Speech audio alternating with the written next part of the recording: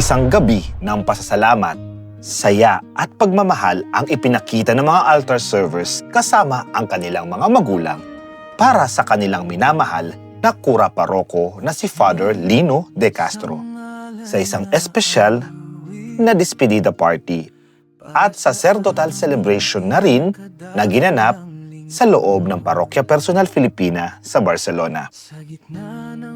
Pinangunahan ng mga kabataang altar servers ang programa kung saan naghanda sila ng iba't ibang sayaw at presentasyon bilang sorpresa para kay Father Lino. Ang bawat pagtatanghal ay puno ng sigla at emosyon, tanda ng kanilang taus-pusong pasasalamat sa pari na naging gabay at inspirasyon nila sa loob ng mahigit 2 taon na paglilingkod sa parokya. Hindi rin nagpahuli ang mga magulang ng mga altar servers na nagpakita ng kanilang suporta at pakikiisa sa selebrasyon. Ayon sa kanila, malaki ang naging papel ni Father Lino sa paghubog ng pananampalataya at disiplina ng kanilang mga anak bilang mga lingkod ng simbahan. Una po sa lahat, napapasalamat kami sa Panginoon dahil ibinigay ka po niya sa amin bilang Paroko at talagang napakarami po na hindi tayo sa amin na yung sasalamat po sa guidance nyo, lalo po dito sa mga bata, sa mga parents, talagang mahal po namin para talaga po sa hindi pong 2 taon ay nagkasama successful po sa mga ating mga nangyari po dito sa ating community, sa mga activity na pinagagawa niyo sa amin. At nagpapasalamat po talaga kami, Father.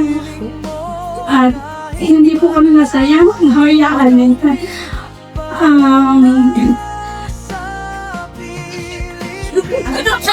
So again, kami pong 3 coordinators would like to say thank you po sa lahat ng guidance, support at kabutihan na ibinigay niyo sa amin at sa buong community.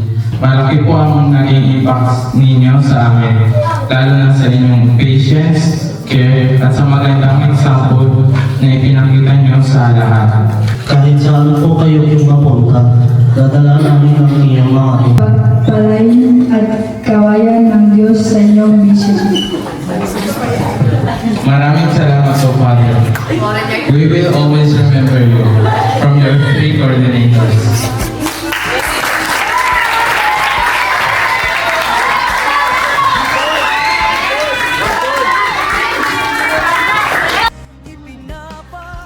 Sa kanyang mensahe, nagpasalamat si Father Lino sa pagmamahal at pagkakaibigan ng kanyang naranasan mula sa komunidad ng mga Pilipino sa Barcelona.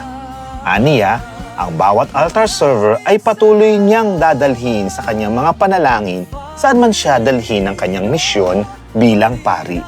Lamang na hagihan sa inyo, patuloy niyong samahan ng mga bata na mapalapit sa Panginoon.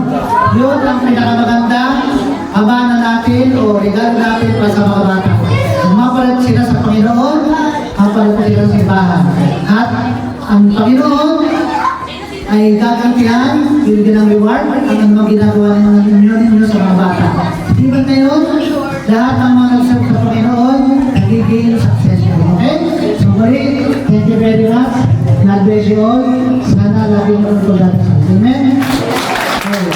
Pangalan ko, kung lang ko sa inyong mga anak, at sa inyong bawat isa, sorry, and God bless you all. Palapan natin ang Panginoon.